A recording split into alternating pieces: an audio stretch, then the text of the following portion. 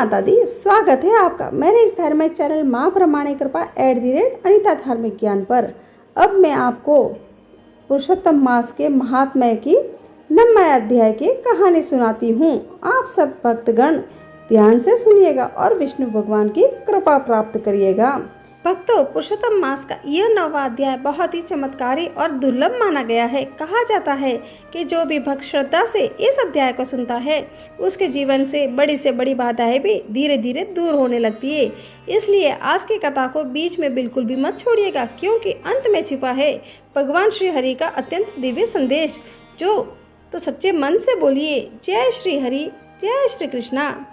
और मैं 3 बार ओम नमो भगवते वासुदेवाय का जाप कर कथा प्रारंभ करती हूँ। आप सब भी मेरे साथ इस नाम का जाप जरूर करें। ओम नमो भगवते वासुदेवाय नमः, ओम नमो भगवते वासुदेवाय नमः, ओम नमो भगवते वासुदेवाय नमः। पुरुषोत्तम मास की कथा सुनने मात्र से भगवान विष्णु की विशेष कृपा प्राप्त होने लगती है और जीवन के दुख दूर होते हैं। आज की कथा सुनने के बाद शायद आप पुरुषोत्तम मास को पहले जैसा कभी नहीं देखोगे। तो आइए श्रद्धा और भक्ति के साथ कथा प्रारंभ करते हैं। सूत जी बताते हैं कि मेधावी ऋषि की कन्या अपने पिता के निधन के बाद अत्यंत दुख और अकेलेपन से जीवन व्यतीत कर रही थी। उसका हृदय शोक से भरा हुआ था। वह न केवल माता पिता से विहीन थी बल्कि अपने भविष्य को लेकर भी चिंतित थी। वह कन्या एक सूनी हिरणी की तरह भयभीत और असहाय होकर अपने घर में रहती थी और उसके नेत्र आंसुओं से भरे रहते थे। हृदय दुख की अग्नि से जलता रहता था और हर क्षण वह अपने जीवन का कोई मार्ग नहीं देख पाती। उसके मन में सबसे बड़ा दुख यह था कि उसका विवाह नहीं हुआ और उसके जीवन का क्या होगा। वह चिंता और उसे भीतर से तोड़ रही थी। उसी समय उसके दुख को दूर करने के लिए दिव्य संयोग से महान तपस्वी दुर्वासा ऋषि वहाँ पधारे। वे अत्यंत तेजस्वी क्रोधी किंतु कृपालु मुनि थे, जिनकी महिमा स्वयं देवताओं तक से भी प्रसिद्ध थी। उन्हें देखकर कन्या के मन में आशा की किरण जागी। कन्या ने अत्यंत श्रद्धा और विनम्रता से दुर्वासा ऋषि का स्वागत किया। अर्घ्य पाद्य और वन में उपलब्ध फल फूल से उनकी पूजा की। उसने उन्हें प्रणाम करते हुए कहा कि आज उनका जीवन धन्य हो गया है, क्योंकि एक महान संत उसके द्वार पर आए हैं। उसने यह भी कहा कि शायद उसके पिता के पुण्यों के कारण ही यह सौभाग्य उसे प्राप्त हुआ है। दुर्वासा ऋषि उसके सेवा भाव और विनम्रता से अत्यंत ही प्रसन्न हुए। उन्होंने उसे आशीर्वाद देते हुए कहा कि वह एक श्रेष्ठ कुल की धर्मपरायण और पुण्यात्मा कन्या है। उसके पिता का तप सफल हुआ है जो उसे ऐसी कन्या प्राप्त हुई। तब वह कन्या ने अपने हृदय का सारा दुख उनके सामने प्रकट किया। उसने कहा कि यह अनाथ है, उसका कोई सहारा नहीं है और विवाह न होने के कारण उसका जीवन अधूरा रह गया है। उसे यह भय सता रहा है कि यदि शीघ्र विवाह न हुआ तो उसका जीवन व्यर्थ हो जाएगा। उनकी करुण वाणी सुनकर दुर्वासा ऋषि का हृदय द्रवित हो गया। यद्यपि वे स्वभाव से क्रोधी थे, परंतु भीतर से अत्यंत दयालु थे। उन्होंने कन्या के दुख को समझा और उसके कल्याण के लिए उपाय सोचने लगे। अतः उन्होंने उसे एक ऐसा दिव्य और सारभूत उपाय बताने का निश्चय किया जिससे उसके जीवन का दुख दूर हो सके और उसका भविष्य उज्जवल बन सके। इस प्रकार मेरा पुरुषोत्तम मास का 9वां अध्याय संपूर्ण हुआ। आपको 10वां अध्याय देखने के लिए मेरे इस चैनल माँ प्रमाणिक कृपा @अनिता धार्मिक ज्ञान को सब्सक्राइब करना होगा और मेरे इस चैनल को लाइक शेयर जरूर करें और अपने दोस्तों के साथ जरूर शेयर करें और भगवान विष्णु की कृपा प्राप्त करें। जेठ महीने में सुनी जाने वाली ब्राह्मण ब्राह्मणी की और 7 कमरों की कहानी सुनाने जा रही हूँ। आप ध्यान पूर्वक सुनिएगा। एक नगर में एक ब्राह्मण और ब्राह्मणी रहते थे। वे रोजाना 7 कोस दूर गंगा स्नान करने जाते थे। इतनी दूर आने जाने से ब्राह्मणी थक जाती थी। एक दिन ब्राह्मणी कहने लगी, काश हमारे भी एक बेटा होता तो कितना अच्छा रहता। बेटे के बहू आती और हमें घर वापस जाने पर खाना बना हुआ मिलता। और बहू घर का काम भी कर देती। ब्राह्मणी की बात सुनकर ब्राह्मण बोला, बात तो तू सही कह रही है, लेकिन चल आज मैं तेरे लिए बहू ला ही देता हूँ। ब्राह्मणी बोली, वो कैसे? ब्राह्मण ने कहा कि तू एक पोटली में आटा डालकर उसमें कुछ मोहरे रख दे। ब्राह्मण के कहे अनुसार ब्राह्मणी ने पोटली बांधकर दे दी। पोटली लेकर ब्राह्मण चला गया। ब्राह्मण अभी कुछ ही दूर गया था कि उसे नदी के किनारे बहुत ही सुंदर लड़कियां दिखाई दी। वे रेत में घर बनाकर खेल रही थी। उनमें से एक लड़की ने कहा कि मैं अपना घर नहीं तोड़ूंगी, मुझे तो रहने के लिए ये घर चाहिए। लड़की की बात सुनकर ब्राह्मण मन ही मन सोचने लगा कि बहू बनाने के लिए यह लड़की सही रहेगी। जब वह लड़की जाने लगी तो ब्राह्मण भी उसके पीछे पीछे उसके घर तक चला गया। वहां जाकर ब्राह्मण ने उससे कहा कि बेटी, अभी जेठ मास चल रहा है, इसलिए मैं किसी के घर खाना नहीं खाता। मैं आटा लेकर आया हूँ। तुम अपनी माँ से पूछो कि क्या वह मेरे लिए आटा छानकर 4 रोटी बना देगी। यदि वह मेरा आटा छानकर रोटी बनाएगी तो मैं ही रोटी खा लूँगा। लड़की ने जाकर अपनी माँ से सारी बात कह दी। माँ ने कहा, ठीक है, जाकर बाबा से कह दे कि वह अपना आटा दे दे, मैं रोटी बनाकर दे दूँगी। जब वह आटा छानने लगी तो आटे में से मोहरें निकली। वह सोचने लगी कि जिसके आटे में इतनी मोहरें हैं उसके घर में कितनी मोहरें होगी। जब ब्राह्मण खाना खाने बैठा तो लड़की की माँ ने कहा कि बाबा, क्या आप अपने लड़के की सगाई करने जा रहे हो? तब ब्राह्मण ने कहा कि मेरा बेटा तो काशी में पढ़ने गया हुआ है, लेकिन यदि तुम कहो तो खांड कटोरे से विवाह करके तेरी बेटी को अपने साथ ले जाऊं। लड़की की माँ ने कहा, ठीक है बाबा, और फिर खांड कटोरे से अपनी लड़की की शादी करके उसे ब्राह्मण के साथ भेज दिया। ब्राह्मण ने घर आकर कहा, रामू की माँ, दरवाज़ा खोलकर देख, मैं तेरे लिए बहू लेकर आया हूँ। ब्राह्मणी बोली, दुनिया तो ताने मारती ही थी, अब आप भी मानने लगे। हमारे तो कोई बेटा ही नहीं है, तो बहू कहाँ से आएगी? ब्राह्मण ने कहा, तू दरवाज़ा तो खोल कर देख। जब ब्राह्मणी ने दरवाज़ा खोला तो सामने बहू खड़ी देखी। उसने बहू का स्वागत किया और आदर सत्कार से अंदर ले गई। अब ब्राह्मण और ब्राह्मणी स्नान करने जाते तो बहू घर का सारा काम करके और खाना बनाकर रखती। वह उनके कपड़े धोती और रात को पैर भी दबाती थी। इस तरह काफ़ी समय बीत गया। ब्राह्मणी ने अपनी बहू से कहा कि बहू, कभी भी चूल्हे की आग मत बुझने देना, मटके का पानी खत्म मत होने देना। एक दिन चूल्हे की आग बुझ गई। तब बहू भागी भागी अपनी पड़ोसन के पास गई और कहा कि मेरे चूल्हे की आग बुझ गई है, मुझे थोड़ी आग चाहिए।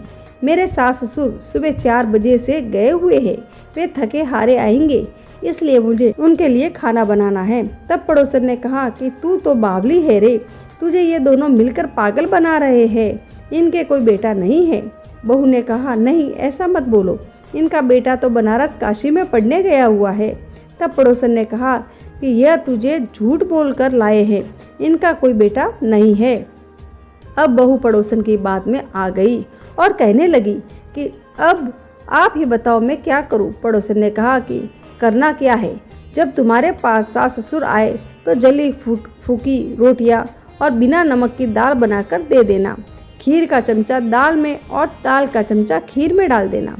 वह पड़ोसन की सारी सीख लेकर घर आ गई और जब उसके सास ससुर घर आए तो उसने ना तो उनका आदर सत्कार किया और ना ही उनके कपड़े धोए।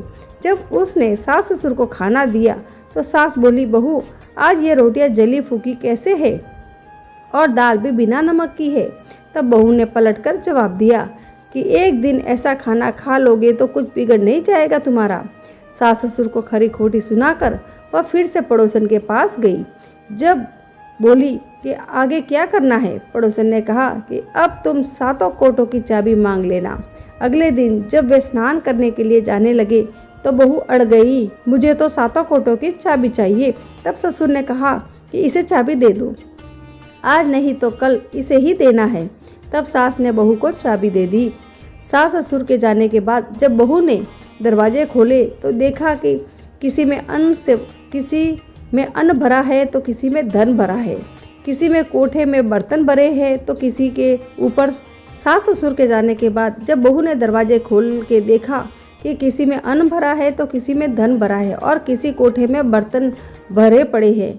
जब उसने सबसे ऊपर का 7वां खोटा खोला तो देखा कि शिवजी, माता पार्वती, गणेश जी, लक्ष्मी माता जी और पीपल पतवारी, कार्तिक के ठाकुर, राय दामोदर, तुलसा जी का बिड़वा, गंगा यमुना व 33 कोटि देवी देवताएं विराजमान हैं। वहीं पर एक लड़का चंदन की चौकी पर बैठा माला जाप कर रहा है। यह सब देखकर उसने लड़के से पूछा कि तू कौन है? तब लड़का बोला कि मैं तेरा पति हूँ, अभी दरवाज़ा बंद कर दे, जब मेरे माता पिता आएंगे तब दरवाज़ा खोलना। यह सब देखकर बहू बहुत खुश हुई और 16 श्रृंगार कर सुंदर वस्त्र पहनकर अपने सास ससुर का इंतजार करने लगी। उसने अपने सास ससुर के लिए अच्छे अच्छे पकवान बनाए। जब उसके सास ससुर घर पर आए तो उसने उनका आदर सत्कार किया, प्रेम पूर्वक खाना खिलाया और पैर दबाने लगी। पैर दबाते दबाते बहू ने कहा कि माँ, आप इतनी दूर गंगा यमुना स्नान करने के लिए जाती हो, आप थक जाती हो, इसलिए आप घर पर ये स्नान क्यों नहीं करती? यह सुन सास कहने लगी कि बेटी, गंगा यमुना घर पर तो नहीं बहती। तब उसने कहा कि हाँ माँ, बहती है ना, चलो मैं आपको दिखाती हूँ। जब बहू ने 7वां कोटा खोलकर दिखाया तो उसमें शिव जी, पार्वती जी, गणेश जी, लक्ष्मी जी, पीपल पतवारी, कार्तिक के ठाकुर जी और राय दामोदर, तुलसा जी का बिड़वा, गंगा यमुना बह रही थी और 33 कोटि देवी देवता विराजमान थे। वहीं चौकी पर बैठा एक लड़का माला जप रहा था। माता ने कहा कि बेटा, तू कौन है? लड़का बोला कि माँ, मैं तेरा बेटा हूँ। तब ब्राह्मणी ने पूछा कि तू कहाँ से आया है? लड़के ने जवाब दिया कि मुझे कार्तिक देवता ने भेजा है। ब्राह्मणी ने कहा कि बेटा, यह दुनिया कैसे मानेगी कि तू मेरा बेटा है? ब्राह्मणी ने कुछ विद्वान पंडितों की मदद मांगी। पंडितों ने कहा कि यह पार बहू बेटा खड़े हो जाए और उस पर ब्राह्मणी खड़ी हो जाए। ब्राह्मणी ने चमड़े की अंगियां पहनी और छाती में से दूध की धार निकलकर बेटे के दाढ़ी मूछ भीगी और पवन पानी से गठजोड़ बांधे, तब मानो कि यह बुढ़िया का बेटा ही है। उसने ऐसा ही किया। चमड़े की अंगियां फट गई और छाती में से दूध की धार निकलकर बेटे के दाढ़ी मूछ भीग गई। पवन पानी में बहू बेटे का गठजोड़ बंध गया। यह सब देखकर ब्राह्मण और ब्राह्मणी की खुशी का ठिकाना न रहा। एक जेठ के ठाकुर जैसे ब्राह्मण ब्राह्मणी को बहू बेटा दिया, वैसे ही सबको देना। जेठ मास की कथा कहने, सुनने और हुकारा बनने वाले सब पर कृपा करना। इस प्रकार मेरी ब्राह्मण और ब्राह्मणी की कहानी पूरी हुई। अब मैं आपको नित्य नियम से सुनी जाने वाली पतवारी माता की कहानी सुनाती हूँ। आप सब ध्यान से सुनिएगा। एक बार पतवारी माता, पाल और विनायक जी में झगड़ा हो गया। सब आपस में स्वयं को बड़ा बताने लगे। इतने में एक ब्राह्मण का लड़का आया। पाल, पतवारी, गजानन जी ने उसे रोका और कहा, लड़के रुक जा, हमारा न्याय कर। लड़का बोला, मैं कल वापस आऊँगा, तब न्याय करूँगा। घर आकर लड़के ने माँ से कहा, माँ, मुझे कल पाल, पतवारी माता, विनायक जी का न्याय चुकाना है। तो माँ ने कहा कि सबको बड़ा बता देना। दूसरे दिन लड़का वहाँ गया और बोला, पाल माता, आप बड़ी हो, क्योंकि हर व्यक्ति आता है, स्नान ध्यान करके शुद्ध होकर जाता है और आप सबकी रक्षा करती है। हे पतवारी माता, आप सबसे बड़ी ही हो, क्योंकि कितने भी तीर्थ धर्म ध्यान कर ले, पर आपकी पूजा किए बिना उसका कार्य पूर्ण नहीं होता। आप जीवित को भी तारती है और मरने के बाद भी उद्धार करती है। पतवारी माता पद की धारणी, इसलिए आप सबसे बड़ी हो। अब विनायक जी ने लड़के से बोला कि सबसे पहले विनायक जी से भी लड़का बोला कि सबसे पहले शुभ काम में आपको ही मनाया जाता है। आपको ध्याए बिना कोई भी काम सिद्ध नहीं होता, इसलिए आप सबसे बड़े हो। पाल माता, पतवारी माता, विनायक जी भगवान लड़के की चतुराई से प्रसन्न हो गए और बोले, लड़के, तुमने तो हम सबको ही बड़ा कर दिया। उसको सुखी रहने का आशीर्वाद दिया और जौ के दाने उसके अंगोछे में डाल दिए। लड़का सोचने लगा, ये तो घाटे का सौदा रहा। सारा दिन खराब कर न्याय किया और इतने से जौ मिले। उदास मन से घर आकर अंगोछा एक कोने में डाल दिया। माँ ने अंगोछा उठाया तो उसमें से हीरे मोती बिखर गए। तो माँ बोली, बेटा, न्याय करके क्या लाया? लड़का बोला, माँ, कोने में जौ पड़े हैं, देख ले। माँ वहाँ गई, देखा हीरे मोती का ढेर लगा है, हीरे मोती जगमगा रहे हैं। माँ अत्यधिक प्रसन्न हो गई। माँ ने बेटे को बुलाया और कहा, बेटा, आज तो तू पाल माता, पतवारी माता, विनायक जी भगवान, आज तो हम सब पर प्रसन्न हुए हैं। माँ बेटे बहुत प्रसन्न हुए।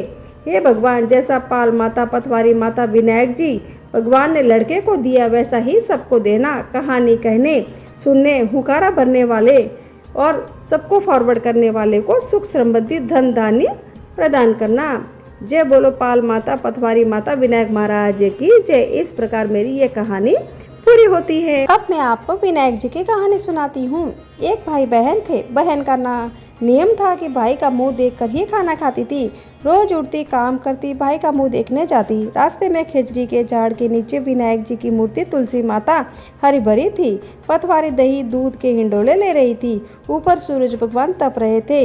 वो भाई का मुंह देखने जाती और कहती, भगवान मेरे भाई को अमर सुहाग और अमर पियरवासा देना। ऐसा कहती और आगे जाती। रास्ते में झाड़ झंखाड़ थे जिससे उसके पैर में कांटे चुभते थे। घर गई, भाई का मुंह देखा और बैठी। भाभी ने पूछा, भाई जी पैरों में क्या हुआ है? तो ननद बोली, रास्ते में झाड़ के कांटे चुभ गए। ऐसा कहकर वो वापस अपने घर आ गई। भाभी पति को कहने लगी कि रास्ता साफ करवा दो, आपकी बहन के पैर में कांटे चुभते हैं। भाई ने कुल्हाड़ी लेके रास्ता साफ किया, सारे झाड़ तोड़ दिए, जिससे विनायक जी पतवारी का स्थान उठा दिया। भगवान रुष्ट हो गए, उसे वहीं सोता रख दिया। पत्नी रोने लगी, लोग लाचार करके ले जाने लगी तो पत्नी बोली कि रुक जाओ, मेरी ननद अभी आती ही होगी। वह अपने भाई का मुंह देखे बिना कुछ नहीं खाती, उसके नियम है, इसके बिना वो खाना भी नहीं खाती। लोग बोले, आज और मुंह देख लेगी, कल कैसे देखेगी? तब कुछ बुजुर्ग आदमी कहने लगे कि थोड़ी देर और ठहर जाओ भाई, क्या बिगड़ता है। बहन रोज की तरह भाई का मुंह देखने निकली तो सारा रास्ता साफ किया हुआ देखा तो उसने वापस खेजड़ी की डाली लगाई, 7 कंकड़ लेके पतवारी बिठाई। तुलसी माता रोपी, पैर पकड़कर सबको बोली कि भगवान अमर सुहाग देना, अमर पियरवासा देना। इतना कह के वो आगे चली। भगवान विचार करने लगे कि इसकी नहीं सुनी तो अपने को कौन मानेगा। भगवान ने उसे आवाज़ दी, बेटी वापस आकर खेजड़ी की 7 पत्तियां ले जाकर तेरे भाई के कच्चे दूध में घोल कर छींटे देना, वो उठकर बैठ जाएगा। बहन ने सुना तो पीछे मुड़कर देखा कि वहाँ कोई नहीं था, पर उसने सोचा सुना जैसा कर लेती हूँ। 7 पत्तियां लेकर वो भाई के घर आई। देखा तो भाभी रो रो कर बुरा हाल हो रहा था। लोग बैठे हुए थे, भाई की लाश रखी हुई थी। तो वह घर में गई, दूध की चरी लगाई, उस दूध की चरी लाई, उसमें पत्तियां घोली, भाई के शरीर पर अमृत के छींटे दिए। भाई उठकर बैठ गया और बहन से बोला, बहुत ही गहरी नींद आई। बहन बोली, ऐसी नींद दुश्मन को भी ना आए। भैया तुमको रास्ता साफ करने को किसने कहा? भाई बोला कि तेरे भाभी ने कहा। बहन बोली, भाई तूने रास्ता कहाँ साफ किया? तो भगवान के स्थान भी उठा दिए। मैं जब आई तो वापस उसे बिठाकर आई हूँ। भगवान ने मेरी सुनी जैसी सबकी सुने, सबकी लाज रखना, अमर सुहाग व अमर पियरवासा देना। इस प्रकार मेरी ये कहानी पूरी होती है। जय भोलेनाथ की जय। जय जय शिव शंकर। जय त्रिलोकीनाथ की जय। जय जगदीश्वर भगवान की जय। अब मैं आपको सोमवार के व्रत की कथा सुनाने जा रही हूँ। आप सब ध्यान से सुनिएगा। सोमवार के व्रत को लेकर मान्यता है कि इस व्रत को करने से भगवान शिव अपने भक्तों की मुराद जल्दी ही पूरी करते हैं। सोमवार का दिन भगवान शिव को समर्पित होता है, इसलिए इस दिन भगवान शिव की पूजा और व्रत करने का महत्व और ज़्यादा बढ़ जाता है। यदि आप सोमवार के व्रत करते हैं तो आपको सोमवार व्रत कथा सुनना जरूरी है, क्योंकि इसके बिना आपका व्रत अधूरा माना जाता है। इसलिए आइए सुनते हैं सोमवार की व्रत की कथा। देवों के देव महादेव बहुत ही भोले माने जाते हैं, इसलिए उनका एक नाम भोलेनाथ भी है। पौराणिक मान्यताओं के अनुसार भगवान शंकर को प्रसन्न करने के लिए किसी भी तरह के खास विशेष पूजन की आवश्यकता नहीं होती, क्योंकि कहा जाता है कि वह भोले तो भोले हैं और भक्त की मन की गई क्षणिक मात्र की भक्ति से भी वह प्रसन्न हो जाते हैं। अगर आप इस शिव की भक्ति और कृपा पाने के लिए सोमवार के व्रत करते हैं तो इस कथा को जरूर सुनिए। एक बार किसी एक नगर में एक साहूकार रहता था। उसके घर में धन की कोई कमी नहीं थी, लेकिन कोई संतान न होने के कारण वह बहुत ही दुखी रहता था। संतान प्राप्ति के लिए हर सोमवार को व्रत रखता था और पूरी श्रद्धा के साथ शिव मंदिर जाकर भगवान शिव और माता पार्वती की पूजा करता था। उसकी भक्ति देखकर एक दिन माता पार्वती प्रसन्न होकर भगवान शिव से साहूकार की मनोकामना पूर्ण करने का निवेदन किया। पार्वती जी के आग्रह पर भगवान शिव ने कहा कि हे पार्वती, इस संसार में हर प्राणी को उसके कर्मों का फल मिलता है और जिसके भाग्य में जो है उसे भोगना ही पड़ता है। लेकिन पार्वती जी ने साहूकार की भक्ति देखकर उसकी मनोकामना पूर्ण करने की इच्छा व्यक्त की। माता पार्वती के आग्रह पर शिव जी ने साहूकार को पुत्र प्राप्ति का वरदान तो दे दिया, लेकिन उन्होंने बताया कि ये बालक तो सिर्फ 12 वर्ष को ही जीवित रहेगा। माता पार्वती और भगवान शिव की बातचीत को साहूकार सुन रहा था, इसलिए उसे न तो इस बात की खुशी हुई और न ही दुख हुआ। वह पहले की बात शिव जी की पूजा करता रहा। कुछ समय के बाद साहूकार की पत्नी ने एक पुत्र को जन्म दिया। जब वह बालक 11 वर्ष का हुआ तो उसे पढ़ने के लिए काशी भेज दिया गया। साहूकार ने पुत्र के मामा को बुलाकर उसे बहुत सारा धन देते हुए कहा कि तुम इस बालक को काशी विद्या प्राप्ति के लिए ले जाओ। तुम लोग रास्ते में यज्ञ कराते जाना और ब्राह्मणों को भोजन दक्षिणा देते हुए जाना। दोनों मामा भांजे इसी तरह यज्ञ कराते और ब्राह्मणों को दान दक्षिणा देते काशी नगरी निकल पड़े। इस दौरान रात में एक नगर पड़ा जहां नगर के राजा की कन्या का विवाह था, लेकिन जिस राजकुमार से उसका विवाह होने वाला था वह एक आंख से काना था। राजकुमार के पिता ने अपने पुत्रों के काना होने की बात को छुपाने के लिए सोचा, क्यों ना उसने साहूकार के पुत्र को दूल्हा बनाकर राजकुमारी से विवाह करा दिए। विवाह के बाद इसको धन देकर विदा कर दूंगा और राजकुमारी को अपने नगर में ले आऊंगा। लड़के को दूल्हे के वस्त्र पहनाकर राजकुमारी से विवाह कराने का आग्रह किया। साहूकार का पुत्र ईमानदार था, उसे यह बात सही नहीं लगी, इसलिए उसने अवसर पाकर राजकुमारी के दुपट्टे पर लिख लिया कि तुम्हारा विवाह तो मेरे साथ हुआ है, लेकिन जिस राजकुमार के संग तुम्हें भेजा जाएगा वह एक आंख से काना है। मैं तो काशी पढ़ने जा रहा हूँ।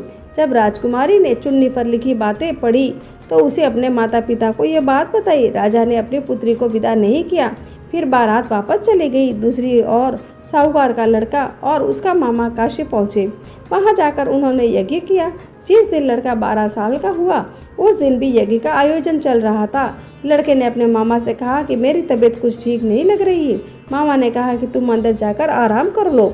शिव जी के वरदानुसार कुछ ही देर में उस बालक के प्राण निकल गए। मृत भांजे को देख उसके मामा ने विलाप करना शुरू किया। संयोगवश उसी समय शिवजी और माता पार्वती उधर से जा रहे थे। उसने रोने का स्वर सहन नहीं हो रहा था। आप इस व्यक्ति के कष्ट को अवश्य दूर करें। तब शिवजी मृत बालक के समीप गए तो वह बोले कि यह तो उसी साहूकार का पुत्र है जिसने मैंने 12 वर्ष की आयु का वरदान दिया था। अब इसकी आयु पूरी हो चुकी है। लेकिन मात्र भाव से विभोर माता पार्वती ने कहा कि हे महादेव, आप इस बालक को और आयु देने की कृपा करें, अन्यथा इसके वियोग में इसके माता पिता भी तड़प तड़प कर मर जाएंगे। माता पार्वती के पुनः आग्रह पर भगवान शिव ने उस लड़के को जीवित होने का वरदान दे दिया। शिव ने उस लड़के को जीवित होने का वरदान दिया। शिव जी की कृपा से वह लड़का जीवित हो गया। शिक्षा पूरी करके लड़का मामा के साथ अपने नगर की ओर वापस चल दिया। दोनों चलते हुए उसी नगर में पहुंचे जहां उसका विवाह हुआ था। उस नगर में भी उन्होंने यज्ञ का आयोजन किया। उस लड़के के ससुर ने उसे पहचान लिया और महल में ले जाकर उसकी खातिरदारी की। अपनी पुत्री को उनके साथ विदा कर दिया। इधर साहूकार उसकी पत्नी भूखे प्यासे रहकर बेटे की प्रतीक्षा कर रहे थे। उन्होंने प्रण कर रखा था कि यदि उनके बेटे की मृत्यु का समाचार मिला तो वह वहीं प्राण त्याग देंगे, परंतु अपने बेटे को जीवित होने का समाचार पाकर वह बहुत ही प्रसन्न हुए। इस रात भगवान शिव ने साहूकार के स्वप्न में आकर कहा कि हे श्रेष्ठी, मैंने तेरे सोमवार के व्रत करने और व्रत कथा सुनने से प्रसन्न होकर तेरे पुत्र को लंबी आयु प्रदान की है। इसी प्रकार जो कोई सोमवार का व्रत करता है या कथा सुनता है और पढ़ता है उसके सभी दुख दूर होते हैं और सभी मनोकामनाएं पूर्ण होती हैं। इस प्रकार मेरी सोमवार की शिव जी की कथा समाप्त हुई। अगर आप व्रत उपवास करते हैं तो लोबिया की बात कहानी जरूर सुननी चाहिए, नहीं तो आपके व्रत का फल लोबिया को मिलता है। इसलिए आपको आपके व्रत का पूरा फल तभी मिलेगा जब आप अपने व्रत के साथ लोबिया की कहानी सुनेंगे। अब मैं आपको लोबिया लाल जी की कहानी सुनाती हूँ, ध्यानपूर्वक सुनिएगा। एक लोबिया था, कठोर तपस्या करता था। एक पांव पर खड़ा होकर कठिन तप करने लगा था। उसने भगवान को प्रसन्न करने के लिए कठोर तप किया। उसके शरीर पर चिड़िया ने घोंसला भी बना लिया। तपस्या करते 12 वर्ष हो गए। भगवान ने सोचा इसको इतना समय हो गया है, अब इसकी परीक्षा लेनी चाहिए। भगवान जानते थे ये बहुत लोभी है, इसलिए भगवान ने एक सोने की मुंदरी उसके पाँव के पास फेंक दी। तब लोबिया की नज़र उस मुंदरी पर पड़ी और उसने मुंदरी पाँव के नीचे दबा ली। भगवान की माया से भला कौन बच सका है। भगवान धरती पर आए और लोबिया से पूछा, ए लोबिया, तेरी तपस्या क्षीण हो गई है, तुझे इस तपस्या का फल नहीं मिलेगा। तब लोबिया ने अपनी गलती मानी और भगवान जी के चरण पकड़ लिए और पूछा कि हे भगवान, इस तपस्या का क्षीण कैसे जाएगा। तब भगवान ने उस पर दया आ गई और उन्होंने कहा, यदि रोटी बनाकर बाटियां नहीं बनावे तो फल तुझे मिलेगा, अगर आखिरी रोटी कुत्ते को नहीं बनाई तो फल तुझे मिलेगा, ब्राह्मण को जिमाकर दक्षिणा नहीं दी तो फल तुझे मिलेगा। सब कहानियाँ बोलने के बाद अगर तेरी कहानी नहीं सुनेगी तो फल तुझे मिलेगा। तभी से सभी व्रत की कहानी सुनने के बाद लोबिया की कहानी सुनी और कही जाती है। भक्तों, पुरुषोत्तम मास की 9वां अध्याय कि यह पावन कथा यहीं पूर्ण होती है और इसके साथ की सभी कहानियाँ भी पूर्ण होती है। जो भी भक्त सच्चे मन से ये कथाएं सुनता है और दूसरों को सुनाता है या आगे फॉरवर्ड भी करता है तो भगवान श्री हरि उसके जीवन से दुख और संकट और बाधाएं दूर करने लगते हैं। यदि आपने पूरी कथा सुनी है तो कमेंट में जय श्री हरि अवश्य लिखें। कल हम सुनेंगे पुरुषोत्तम मास का अगला अत्यंत अद्भुत और दिव्य अध्याय, इसलिए चैनल से जुड़े रहिए। वीडियो पसंद आया है तो लाइक, शेयर और सब्सक्राइब करना मत भूलिएगा। तो सच्चे मन से बोलिए जय श्री कृष्ण।